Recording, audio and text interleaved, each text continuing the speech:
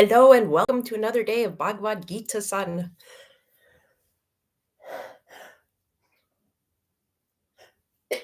Ooh, pardon me, we're live. I had a teacher say to me once, she's of a Russian descent, that if you sneeze before you say something, then whatever you say must be true. So, hey, I'm going to run with that on this lovely day where we contemplate setting foot on the spiritual path as we're following Arjun through the Bhagavad Gita and his decision to look more deeply within. And of course, he's getting help from his best friend and guide, Krishna.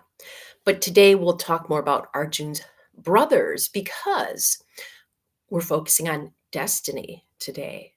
Over the past few days, it's been an emphasis on who you are and really discovering who you are. And one thing that when we start looking at who we are, we often try to figure out is what are we meant to do here? What's my purpose? What's my point? Especially if life seems to take a hard right turn, like we're going, I'm on the spiritual path and I'm doing this. And then all of a sudden I want kids, or all of a sudden my career, or all of a sudden I get sick, or all of a sudden someone died, or, that kind of thing. And it seems like, what am I meant to do? Do I go back to my original path? Do I become a caretaker? Do I become a this? Do I become a that?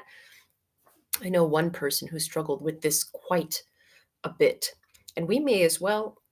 So, what's interesting in the Mahabharata, which is the source material of the Bhagavad Gita, there are stories surrounding the birth of Arjun and his brothers who are meant to rule a kingdom. And how do they know that? Well, one of the reasons is it is said, and this is in some versions of the Mahabharata. Remember, there are like hundreds of versions depending on the region of India. So the way I tell the story may not be the way you know the story, but it's still a valid story. And it illustrates a point. When Arjun's eldest brother, Yudhishthira, was born, it is said that a voice thundered from the sky and said, "This is the most just man who will ever live, and he is meant to be king." Imagine being the parents hearing that, like, okay, now we know what this kid's meant to do. His second brother, Bhim, was born, and it is said the voice proclaimed, "This is the strongest man who shall live, and he will protect his eldest brother." Wow. And then when Arjun was born, the voice said, "This is Arjun, the most skilled warrior who will be on this earth, and he will support his eldest brothers and become renowned for all time." Now, what's fantastic about this story too is the parents listened, and they were in exile living on a mountain. So they didn't go, "Meant to be king." No, I don't think so. We'll bring him up as a shepherd. That's a practical vocation, for example. And people, oh, he's strong. So we could put that to work. He could be like if he were born today, be like, ooh, he could be an athlete, a professional athlete, for example, because he was also very fast. He was the fastest person on earth too. But the parents listened and brought up the children in accordance with that divine voice. When you were born, what would a divine voice have said? Maybe a divine voice did speak.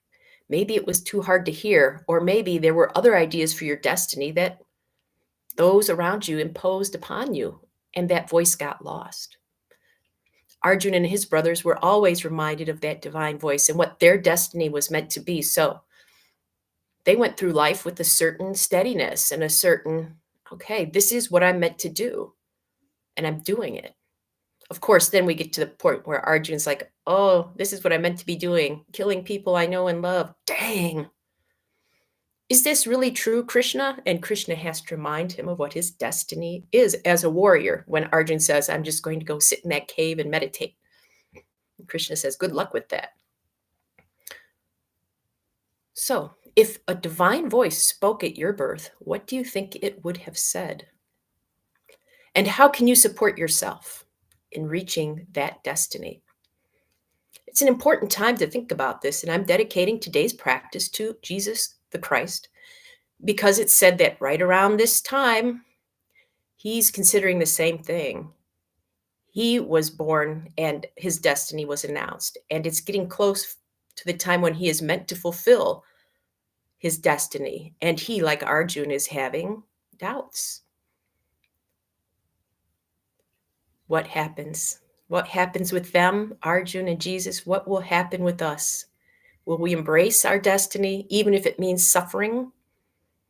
Or will we miss it? Today, if you'd like a mudra to help you, there's Dharma Pravartana, which, interestingly enough, given that this is Lent, we lasted about 40 days ago.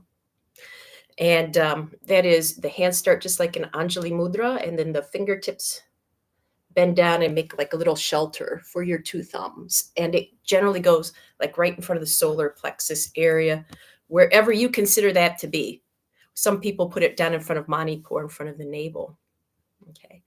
Dharma Pravartana, moving toward our destiny mudra. My destiny is to have a cat. Try to dissuade me from this practice. We'll see. I have to do this practice, kitty. Let's start by getting into position for our balance pose. And it's another cold day. Ah, shoot. See ya.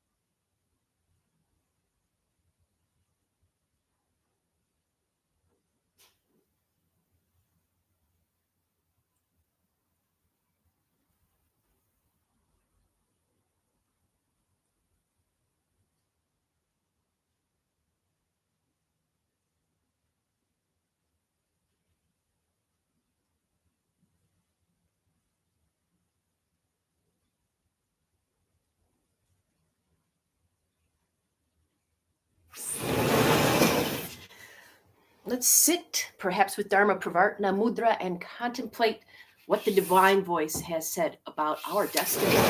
Your destiny is to stay in.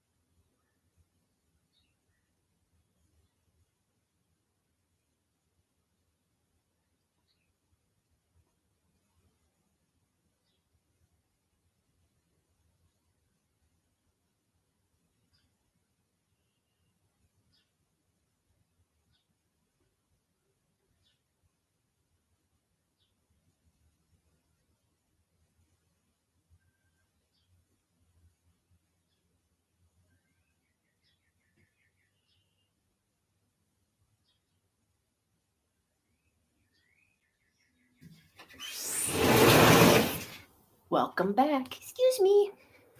Thank you. Stay in.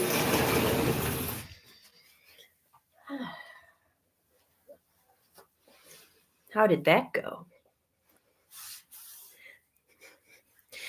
If you're ever wondering, I just don't know what that divine voice would have said, here's another approach you can take.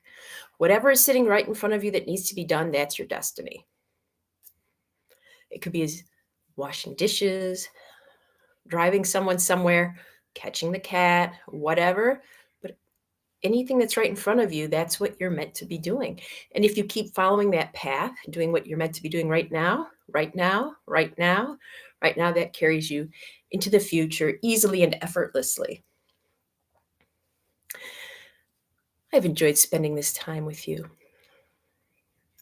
And remember that the day this is being recorded, Monday, the 18th of March, 2024, there's a special season of sadhana program in the evening, 7 Eastern, where we can actually talk face to face via Zoom.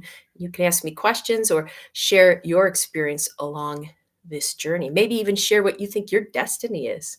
And then there's a Bhagavad Gita workshop this weekend. I hope you'll consider spending even more time with the Gita if it's beneficial for you just to do this for a few minutes a day. Think of how much more benefit you'll get from a little more time investment. I may not be on tomorrow morning. I may be on from a different location tomorrow. That's why tomorrow's video link is not yet up, but I'll make sure there is a link for you so that we can spend more time together then. Have a wonderful day.